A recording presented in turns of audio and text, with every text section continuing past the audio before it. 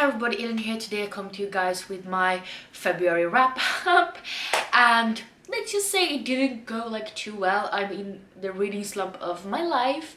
I barely read anything during the work weeks, and then I try to read as much as I possibly can on the weekends, which is just like not a winning concept for me so far. But yeah, I ended up finishing 8 books, and 2 of those are picture books. So yeah. But let's go talk about the books. So I read Across the Broken Shore by Amy Trueblood. This is a historical fiction. It takes place in 1936.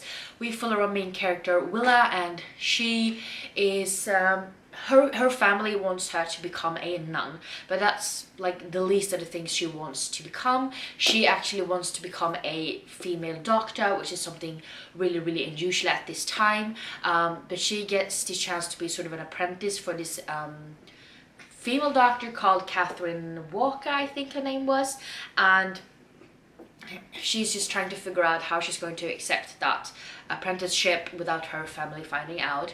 And this was such a fun read, just following our main character Willa, who wants to figure out like what she wants to do with her life, and the fact that it's not the same as her family wants for her, and how she's dealing with that. There's also some like sort of dark secrets in this family that we don't really know what happened and why they're all acting kind of weird because of it. So that's really intriguing. I really loved Willa and her family and her closeness to one of her brothers. She does have a lot of them. But it's just really fun. And then maybe we have a love interest, but mostly I'm just really interested in I really liked her relationship with this female doctor, Dr. Catherine, and how much she learned from her, and how like it was really inspiring, really, because this was at a time where it was kind of frowned upon to have a female doctor, and not like a lot of people wanted to go to a female doctor, especially the men. So it's mostly just like the really poor people that went to her. But it was really good, a really quick read, really entertaining, and very well written, and I gave this book 4 out of 5 stars, I think. And now we have Red, White and Royal Blue by Casey McQuiston. This is an adult romance novel, and I had heard a lot of talk about this book. But in this one we meet Alex, who is the son of the President of the United States, and then we meet Henry, who is the Prince of Wales. These 2 characters do not get along. They actually may have started a fight like in front of all of the newspapers, and there's a lot of publicity about the fact that they cannot get along. So they're forced to fake this sort of friendship, so that everybody thinks that they are friends and get along really well. But in fact they still hate each other. But after a while maybe something else grows, you know, and maybe they actually get feelings for each other. And I really did enjoy this one. I mean, I haven't read a lot of books in this genre, like it's actually my first book in this genre, but I did really like the characters and the family dynamics, and I did like the politics part of it, but I felt like at some points it was just like too much politics and a little bit too little focus on their actual relationship. So I felt like maybe that part felt a little bit rushed through at some points. I do understand why people love this book so much, but I don't think it's a new favorite for me. But I think I gave this book 3.5 out of 5 stars. Now we have Wilder Girls by Rory Power. This is actually her debut novel, and this has like the most gorgeous cover ever.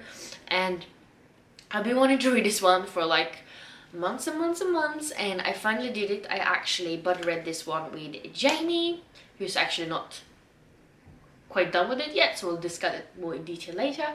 But in this one we meet Hetty, and she's actually staying at this boarding school, and they are in quarantine because of this tox. They're actually killing off all of the personnel, and the girls are sort of growing different things out of their bodies. Hetty, for example, only has like one eye because her other eye is totally demolished by the tox. And they are supposed to stay in quarantine, and they're promised that there will be a cure if they just keep into the quarantine lines. But then Hetty's best friend Bayat disappears, and she decides to go after her and try to find her. And it is sort of described as likeness to Lord of the Flies, which is a book I really did enjoy. But I feel like this one, I do like the characters and there's a really interesting plot, but I feel like we don't get enough answers to why is detox a thing, how did it like start and everything, how come it's only on this sort of island and all of these girls are affected. Like, we get a little bit of answers, but I don't feel like it's explained enough, and I feel like the ending was just not satisfying in the least, and I just kind of wanted a different or a more developed ending, and I just didn't like it as much as I had hoped, because I ended up giving this book 3 out of 5 stars. Finally, we have something I really loved, and that is Heartstopper Volume 3 by Alice Oseman. And I love these graphic novels so much. As you guys might know, I'm like really restrictive when it comes to graphic novels. I tend to not like most of them, so it's really hard for me to find ones I really do love. But this is one of the 2 series I actually do love, and it's amazing. So in the first book we meet Nick and Charlie, and they sort of start becoming friends, and Charlie was actually outed as a gay student like the year before, and Nick is trying to figure out his own sexuality, and maybe they do start to develop feelings for each other.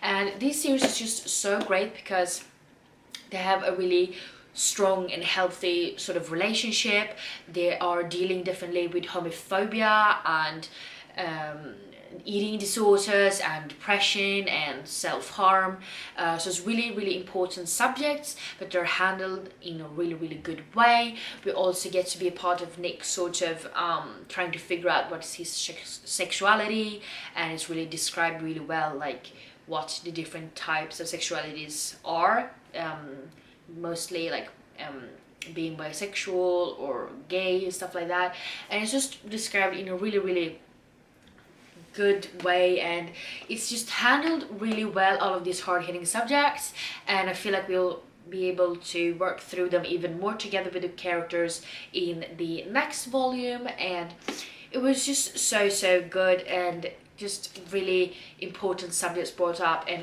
I love the illustrations so much, and it's just so cute, and I'm so glad I read this, and obviously I gave it 5 out of 5 stars. And now I have one of the picture books I read, and this is Bidde by Pia Lindenbaum, and this is for the ages 3 to 6, and it's pretty much about this little man that wants a jacket sewn from this fabric he has. The time he goes to pick it up, it turns out that it's not finished and might turn into something else, and this was really enjoyable, and I really liked it, and I do like you know, the tailor aspects of it, but I ended up giving this, I think, 3.5 out of 5 stars. And then we have Gropen by Emma Adbåge. This one actually won the August award in 2018.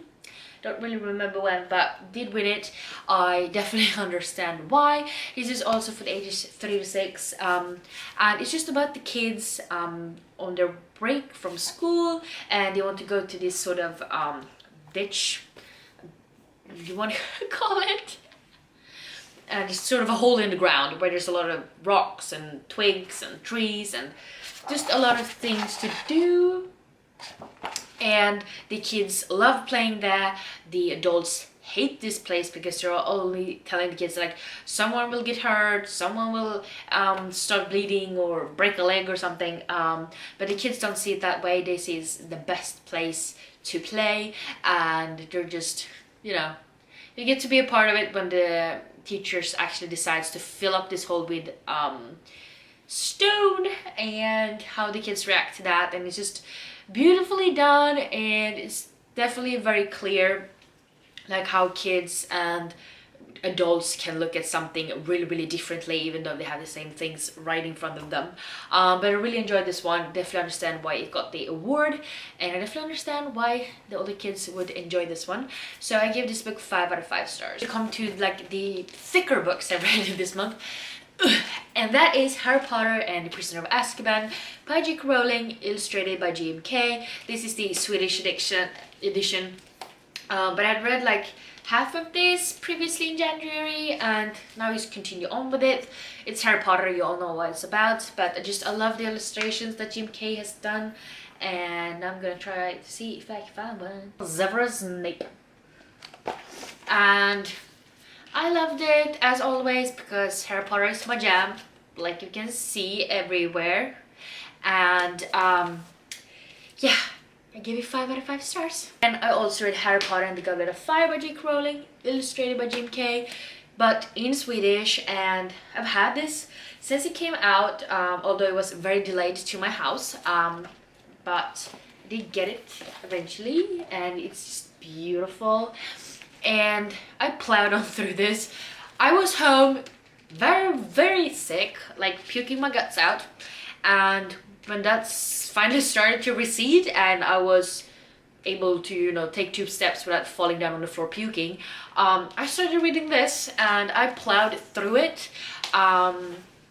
And I loved it because it's Harry Potter, and I love Goblet of Fire so much, and it was just so fun to see the illustrations and Jim Kay's interpretation of everything. But I do feel like, I mean, it is a much thicker book compared to the previous books in the series, but I feel like there's so few illustrations in it. Like we could read like 20 pages and be like no illustrations except like framework, and I don't really feel like that counts. I know they count it, but I don't. But yeah, I really love this one overall, and I'm so sad I'm gonna have to wait so long for The Order of the Phoenix because I don't think it comes out until like 2021 or something, but we'll make do. But yeah, obviously I gave this 5 out of 5 stars. This one definitely took up a lot of reading time because that's a heck of a lot of pages to read. But yeah, I ended up with 8 books, 2 of them picture books, 1 graphic novel, and yeah, could have been worse, could have been better. But yeah, I'm hoping for a really strong reading month in March. I'm not gonna say too much about it because it might not be the case, but holding my thumbs, you know. But yeah, if you have read any of these books, please let me know down below what you thought about them, without spoiling of course. And if you like this video, please don't forget to give me some thumbs up, and also don't forget to subscribe to my channel by clicking the button down below. And yeah, I hope to see each other in the next one. Bye!